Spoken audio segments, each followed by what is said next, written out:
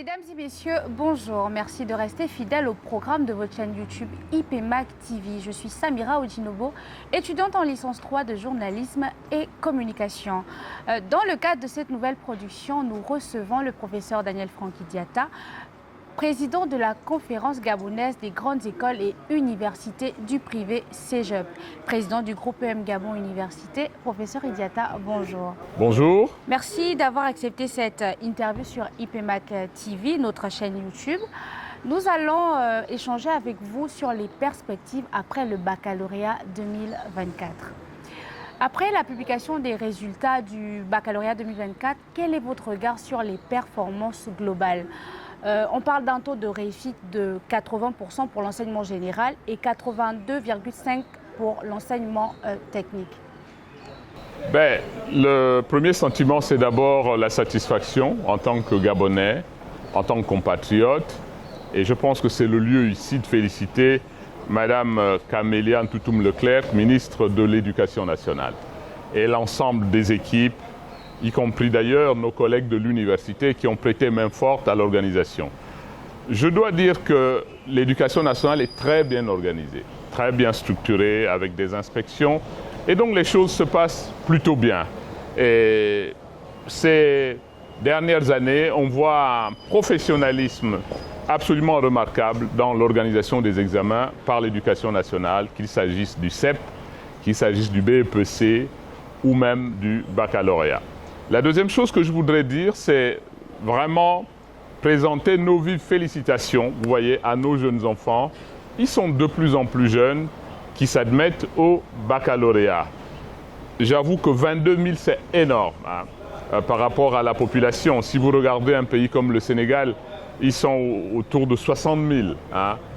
Nous, avec seulement 2 millions d'habitants, on a une performance de 22 000 bacheliers en une année, c'est absolument remarquable. D'une certaine façon, on peut dire que notre système marche bien, malgré les problèmes que l'on peut dénoncer ici et là. Bien, parlons des chiffres. Nous parlons là de près de 22 308 nouveaux bacheliers qui frappent à la porte de l'enseignement supérieur.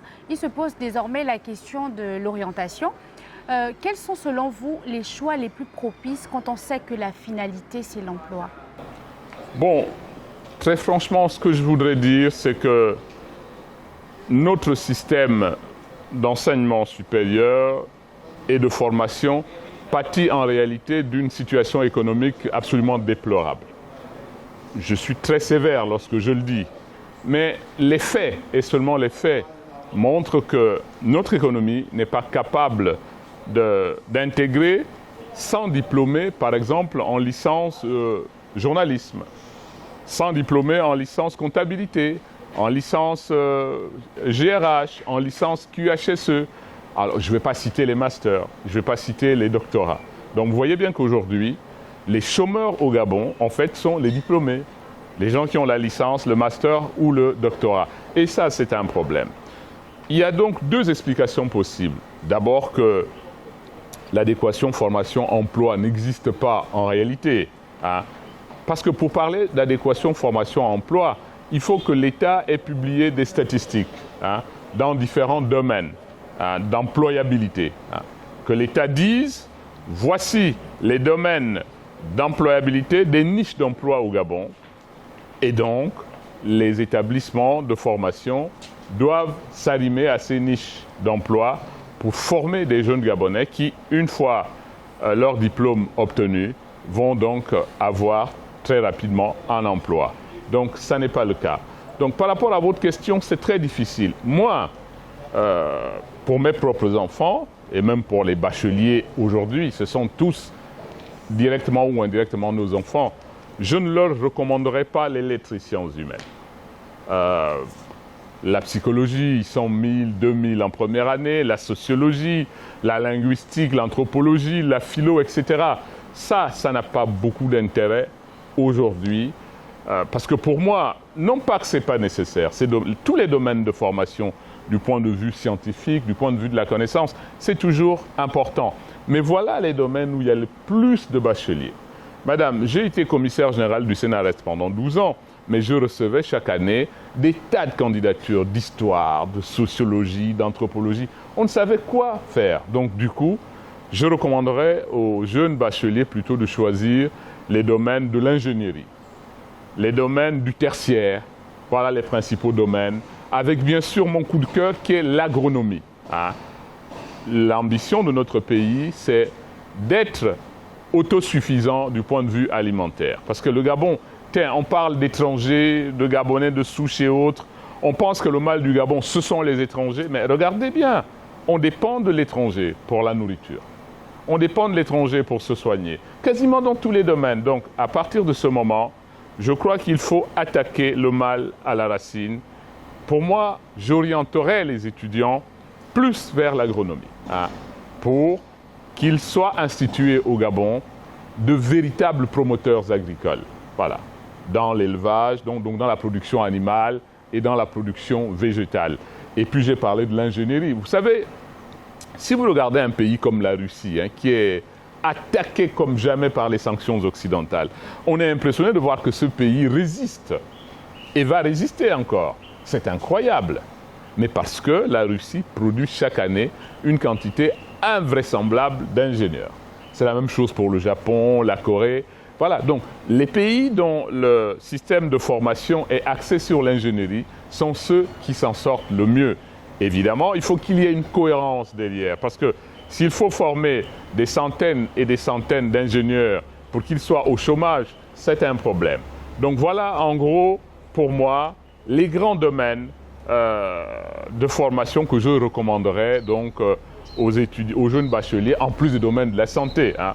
On n'a pas suffisamment de professionnels de santé, quasiment dans tous les domaines, qu'il s'agisse de la médecine ou dans le paramédical, par exemple. Donc, je recommanderais à ces étudiants-là, 1, l'agronomie, 2, la santé, 3, les sciences de l'ingénieur. Professeur, parlons des établissements d'enseignement supérieur public. Le ministre de l'Enseignement supérieur, au cours de sa récente conférence de presse, a indiqué que les capacités d'accueil du pays sont estimées à 72,68%. Il a affirmé que le pays est en capacité de former sur place 70% des nouveaux bacheliers. Est-ce que vous avez un commentaire à faire sur ces chiffres ? Bon, d'abord, il faut féliciter le ministre. Je pense que si on peut avoir 72% de Gabonais sur place, formés sur place, c'est plutôt une très bonne chose parce qu'aujourd'hui, ce que nous vivons, c'est une expatriation inexplicable de nos bacheliers à l'étranger. J'ai été récemment au Sénégal, il y en a 12 000, ou presque. Environ 10 000 au Maroc, un peu plus de 5 000 au Rwanda, un peu plus de 5 000 au Ghana. Il y en a en Afrique du Sud tout autant. C'est un problème. Nous sommes un pays qui dépend de l'étranger et c'est un problème. Vous vous rendez compte ? 64 ans après l'indépendance, le pays n'a pas construit des capacités pour pouvoir former ses enfants sur place. Et on assiste à des situations extrêmement dramatiques, comme notre jeune compatriote qui a été lâchement assassinée en Turquie. J'ai ici une pensée pour elle, j'ai ici une pensée pour ses parents. Mais il ne faut pas que ce genre de choses se multiplient. Les bacheliers sont de plus en plus jeunes. Je pense qu'il n'est pas compréhensible que des parents envoient leurs enfants de 14 ans, 15 ans, 16 ans, 17 ans à l'étranger, après le bac. Bon, mais j'ai quand même, en définitive, un avis un peu différent de celui de Monsieur le ministre. Moi, je pense qu'on peut garder sur place les 100% de bacheliers. Lorsque j'ai écouté la conférence de presse de Monsieur le ministre, il a axé son propos sur les établissements publics. Mais il y a plus d'établissements privés au Gabon. Il y en a 64, reconnus par le ministère, reconnus par l'État. C'est un décret du président de la République qui reconnaît 64 établissements privés d'enseignement supérieur. Donc, à mon avis, si on fait le ratio entre ce que les établissements publics, donc les 3 grandes universités, l'université Omar Bongo, l'université des sciences et techniques de la santé et l'université des sciences de la santé, autant pour moi, et l'université des sciences et techniques de Massoukou, si on prend l'université militaire, de santé militaire, si on prend les écoles comme l'ISO, l'IST, l'ITO, l'INSG par exemple, c'est très petit. Vous voyez bien, les établissements publics ne sont pas très nombreux. Et si on y ajoute les 64 établissements privés que l'État a reconnu, que l'État a accepté. Nul ne peut se prévaloir de ses propres turpitudes. On ne peut pas comprendre qu'il y ait 64 établissements reconnus, mais qu'on ne fasse les statistiques que sur les établissements publics. Ça n'existe nulle part au monde. Ce d'autant plus que nos étudiants qui vont à l'étranger, je vous dis, je rentre de Dakar, qui vont à l'étranger, je rentre du Maroc, vont à 99,99% dans des établissements privés. Pourquoi les établissements privés seraient donc intéressants à l'étranger et ne le seraient pas au Gabon? Donc, moi je pense qu'on peut, sur place, intégrer les 100% de bacheliers ou alors les 99,99% et que nous pourrions s'expatrier alors que des étudiants qui vont s'inscrire dans des domaines extrêmement relevés qui n'existent pas ici. Tenez, par exemple, j'ai vu que le directeur général de la NBG a été dans une délégation pour aller signer une convention avec l'établissement, l'université d'Éthiopiane, pour former des pilotes, si j'ai bien compris. Voilà des domaines où on peut comprendre que des étudiants aillent à l'étranger. Mais on ne peut pas comprendre que les étudiants aillent à l'étranger pour faire du droit. J'en ai vu au Maroc.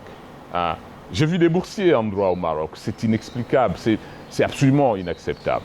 On ne peut pas aller à l'étranger pour faire de la communication, pour faire de la gestion, pour faire des lettres. Non, ça n'est pas possible. Donc, mon avis, et je pense que les collègues promoteurs d'établissements privés m'en voudraient si je ne le dis pas, c'est que nous pouvons ici, au Gabon, sur place au Gabon, garder nos jeunes bacheliers et faire que n'aillent à l'étranger que ceux qui vont s'inscrire, comme je l'ai dit tout à l'heure, dans des filières extrêmement novatrices.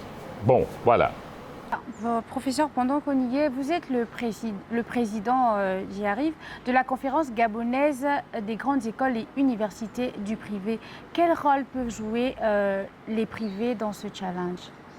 Bon, les privés sont importants.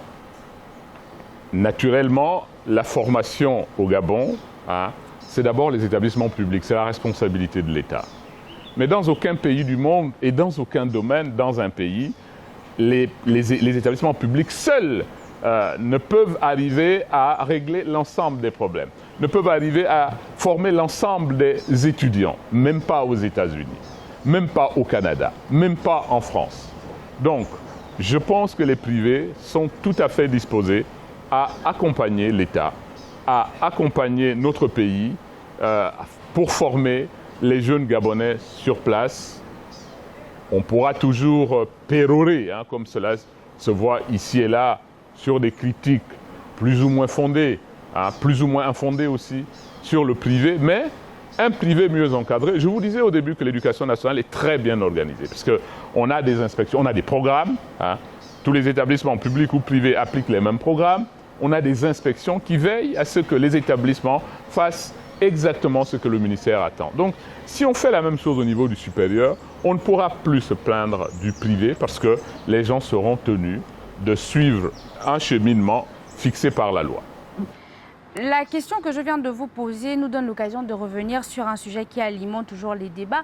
Nous parlons de la qualité des établissements privés. En effet, lorsqu'on entend certains discours, on a vraiment l'impression que le privé est de moindre qualité et devrait donc s'arrimer aux établissements publics.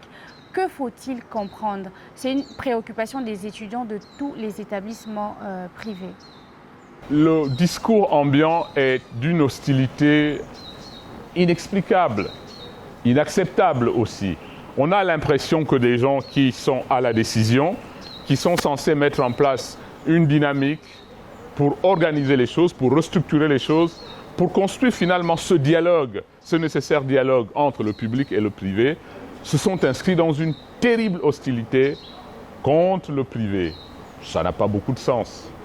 Quand on dit que les établissements privés sont de moindre qualité par rapport au public, ça n'est pas totalement vrai. Ça n'est pas totalement faux non plus. Parce que sur les 64 établissements privés reconnus par l'État, il y en a qui sont de très bon niveau et qui sont même au-dessus des établissements publics. Je ne vais pas les citer pour éviter de frustrer les collègues du public. Bien sûr, le public a les ressources humaines, c'est incontestable. Les professeurs, les maîtres de conférences, les maîtres assistants, c'est dans les établissements publics. Mais ce vivier du public est aussi celui qui permet au privé de fonctionner. C'est comme dans tous les pays du monde. Harvard intègre les meilleurs professeurs. Quand vous êtes un bon professeur, tous les établissements veulent vous avoir avec eux. Donc les meilleurs professeurs du public sont aussi ceux qui sont utilisés par le privé. Donc c'est exactement les mêmes enseignements dans le public et dans le privé, puisque ce sont les mêmes enseignants. Donc on ne peut pas dire que les formations au privé soient de mauvaise qualité. Donc ceux qui disent ça, soit sont de mauvaise foi, soit ne comprennent rien à l'enseignement supérieur. Je le dis très très franchement. Bon, évidemment, sur les 64 établissements, je le redis, il y en a qui sont d'un niveau absolument détestable. Hein, voilà. Quand vous avez quelqu'un qui a une petite bicoque et qui dit que c'est une université et que l'État laisse faire, bon, je vous l'ai dit, nul ne peut se prévaloir de ses propres turpitudes. À partir du moment où l'État a reconnu des établissements, l'obligation de l'État, c'est donc de construire un dispositif d'accompagnement, un dispositif d'assurance qualité pour faire que tous les établissements s'arriment à ce dispositif-là, public ou privé. Il n'y a pas une loi pour les privés uniquement. Par exemple, on a souvent ri quand on voit les gens du ministère venir dans des établissements privés demander des extincteurs. Alors on rigole, moi je leur dis, mais écoutez, je suis professeur à l'université Omar Bongo, vous venez là-bas demander des extincteurs? Vous voyez? S'il y a une règle sur l'enseignement supérieur, la règle s'applique à tous, privé et public, ou plutôt public et privé. Quand ils viennent avec des décamètres pour essayer de mesurer la superficie des salles de classe, bon, moi ça me fait rigoler, je leur dis, écoutez, allez voir les structures dans les universités publiques.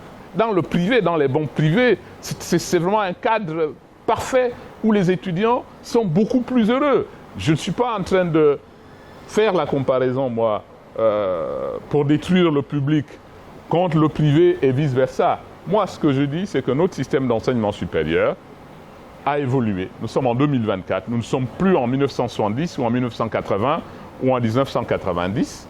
Nous avons un système d'enseignement supérieur extrêmement riche qui comprend le public et le privé et qui a donc là un vivier pour faire que nos enfants soient formés sur place au Gabon et on doit travailler à ce que la formation soit de bon niveau dans l'ensemble des établissements. Bien, professeur, nous allons terminer cette interview avec cette dernière petite question.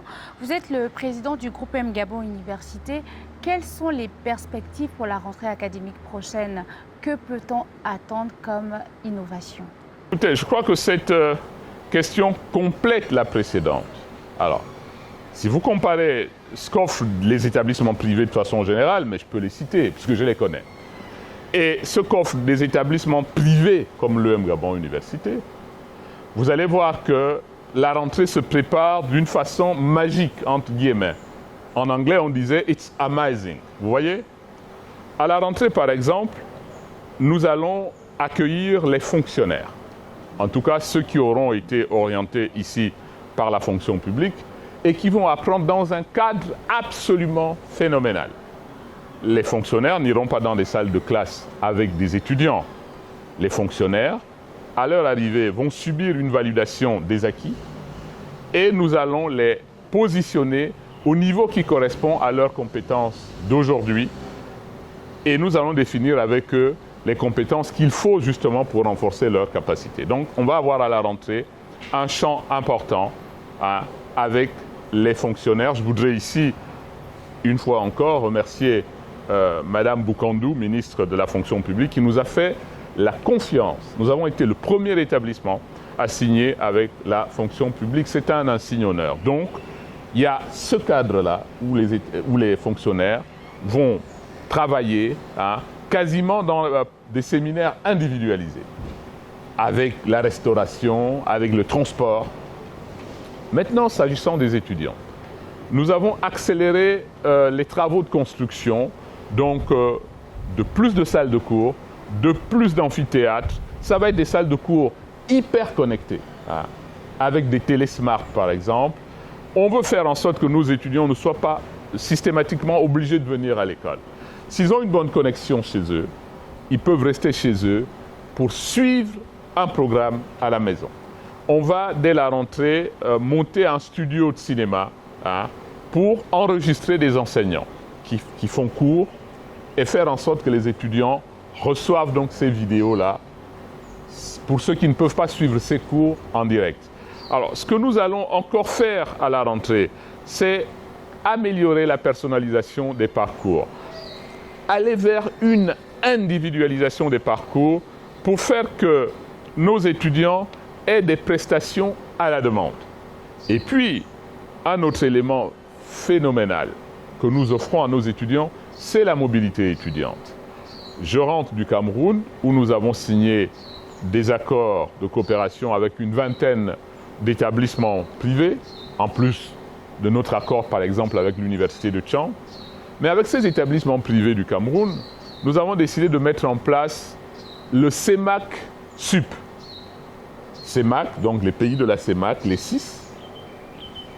Là, dans le désordre, c'est donc le Cameroun, vous avez le Congo, vous avez le Gabon, vous avez la Guinée équatoriale, vous avez la République centrafricaine et le Tchad. Donc, nous avons décidé de construire une sorte d'Erasmus au sein de l'espace CEMAC pour faire en sorte que les étudiants, justement, profitent de ce vaste marché ouvert et sans frontières pour pouvoir valider des crédits ici ou là dans un pays. Donc, nous, par exemple, pour tous nos étudiants en agriculture, ils vont aller au Cameroun pour un séjour de mobilité de 3 mois dans un établissement de leur choix. Ils vont aller au Cameroun pour les sciences de la santé, par exemple, ceux qui font du génie biomédical, ceux qui vont, par exemple, travailler dans tout ce qui est scanner et autres, vont au Cameroun pour 2 ou 3 mois. Mais pas seulement au Cameroun. J'ai été au Maroc avec les STEM, par exemple. Ils vont aller au Maroc, non plus pour s'expatrier une fois pour toutes. Nous avons négocié avec ces établissements, donc au Cameroun, au Maroc, au Sénégal. Tiens, pour les journalistes, avec le CESI de Dakar, les étudiants iront pour la mobilité de 2-3 mois ou même 1 mois au CESTI pour aller renforcer leurs capacités et vivre une expérience nouvelle dans un environnement nouveau. Tenez, en Afrique du Sud, par exemple, avec l'université de Free State, avec l'université de Limpopo, par exemple, pour l'agronomie, Free State pour le droit, la santé, la gestion. Donc, notre vision, pour accompagner donc le gouvernement, pour accompagner l'ambition du président de la transition, le président de la République, le général de brigade Brice Clotaire Oligui Nguema, il a raison lorsqu'il dit qu'il ne veut plus que les étudiants aillent à l'étranger. Et notre rôle, à notre petit niveau, c'est de faire en sorte que cette instruction du président soit appliquée. Pour nous, les étudiants ne peuvent aller à l'étranger que dans le cadre de la mobilité. Et au Brésil, nous avons un partenariat avec l'université de Sao Paulo, par exemple. Eux, ils sont preneurs. Si on a des étudiants qui sont prêts à aller au Brésil, ils iraient pour 2 ou 3 mois. Au Canada, par exemple, à l'université d'Ottawa. Bien sûr, il va falloir que l'ANBG change radicalement ses paradigmes, revoie en fait la politique globale d'attribution de bourses, parce que tel que ça se fait aujourd'hui, ça n'est pas intéressant. On a été à l'ANBG où on a débattu par exemple des conditions de maintien de la bourse pour un étudiant qui a 8 de moyenne et 25 crédits. Ça, c'est pas sérieux, ça n'est pas sérieux, ça n'est pas justement travailler dans le sens de la compétence, de la performance. Non, ça n'est même pas l'égalité des chances. Vous avez dans la même classe un étudiant qui est non boursier cette année, qui a validé ses 60 crédits. L'année prochaine, il n'aura pas de bourse. Et vous avez un autre qui était boursier, qui n'a que 25 crédits à l'année, donc un vrai tocard. Et il maintient la bourse. Ça n'est pas juste. Donc nous, ce qu'on veut faire comprendre à l'ANBG, c'est qu'il faut mettre en place, par exemple, des bourses de mobilité pour permettre justement cette dynamique internationale. Je crois que les choses bougent. Le professeur Njambou, je pense que nous saluons vraiment son arrivée à la tête de l'ANBG. Il fait bouger les choses. Je crois qu'on peut être optimiste pour l'avenir. Et pour terminer en beauté, est-ce que vous avez un mot de fin en tant que père, professeur et président du groupe EM Gabon Université? Écoutez, le mot de fin pour mes enfants, d'abord les étudiants de l'EM Gabon Université, c'est de leur dire un grand merci. Je crois que ça a été très difficile cette année. Très difficile. L'année a été longue. Vous voyez, quand je vois que dans Libreville, la plupart des établissements a cessé de fonctionner, vous vous dites, mais qu'est-ce qui se passe?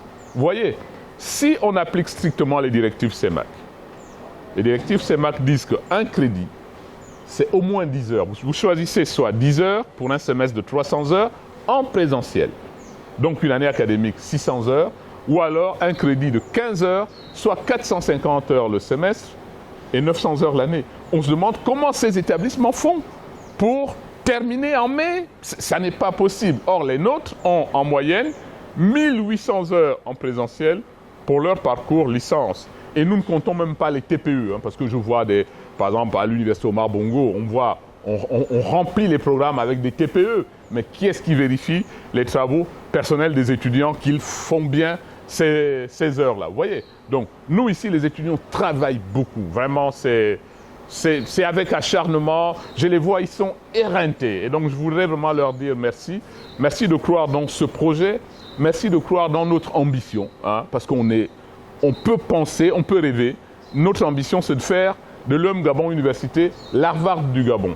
On y croit. Regardez, on a des enseignants qui viennent de partout. Par exemple, vous avez un professeur comme Ourkebi qui vient de l'Université de Bordeaux. C'est un grand professeur.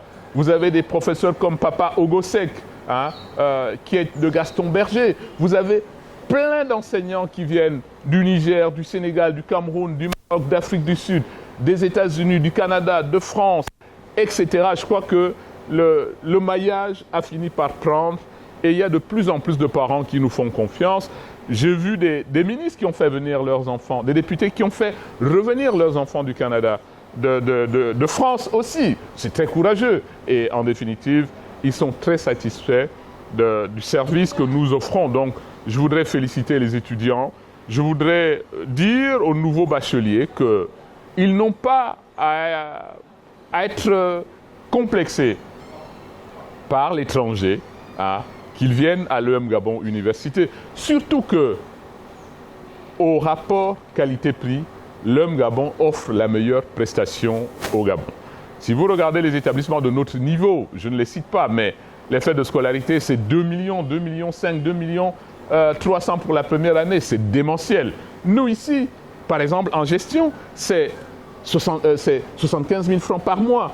C'est-à-dire 750 000 francs l'année. C'est ce que je paye pour ma fille de 5 ans à Bambino Village, en préscolaire. Donc, nous, on a choisi un mode social pour être au service du Gabon, pour aider les familles économiquement faibles, pour être vraiment digne de notre partenariat public-privé avec l'État. Donc, je souhaite à tous ces étudiants-là de venir. Nous allons, une fois encore, cette année, mobiliser la somme de 50 millions de francs pour offrir des bourses d'excellence aux étudiants, aux meilleurs étudiants, à ceux qui défendent notre institution, à ceux qui, comme le slammer qui est champion du Gabon du slam et qui va représenter notre pays à l'international. On a nos basketteurs qui défendent le Gabon dans l'équipe nationale. On a des judokas, etc. Et puis, nous avons des enfants issus de familles économiquement faibles. Nous allons les accompagner en leur offrant une bourse d'excellence qui correspond justement aux frais de scolarité. Et puis, je dois vous le dire, nous avons obtenu un petit coup de pouce de la part du ministre de l'économie, M. Maïs Moussi, que je salue ici très très respectueusement. Nous avons fait venir des équipements pédagogiques et scientifiques et nous avons bénéficié d'un coup de pouce sur les droits de douane. 30%, c'est pas énorme, mais c'est beaucoup quand même. Et nous allons impacter ces 30%-là dans l'aide aux étudiants issus de familles économiquement faibles, parce qu'il y en a de plus en plus. La situation est très difficile. Pour nous, l'EM Gabon, ça n'est pas une entreprise pour gagner de l'argent. La preuve, vous avez vu, on est transparent. En 2023, on a dit publiquement qu'on avait fait 1 milliard de chiffre d'affaires. Et on le dit aux étudiants, on le dit aux parents, parce que finalement, c'est grâce aux étudiants et c'est grâce aux parents que nous arrivons à faire ce que nous faisons. Donc, c'est tout bénef pour notre pays. Bien, mesdames et messieurs, nous sommes arrivés au terme de cet entretien avec le professeur Daniel Francky-Diatta que nous remercions. Au menu des échanges, les perspectives après le baccalauréat 2024. Retrouvez-nous très bientôt sur notre chaîne YouTube IPMAC TV. C'était Samira Ojinobo. À bientôt.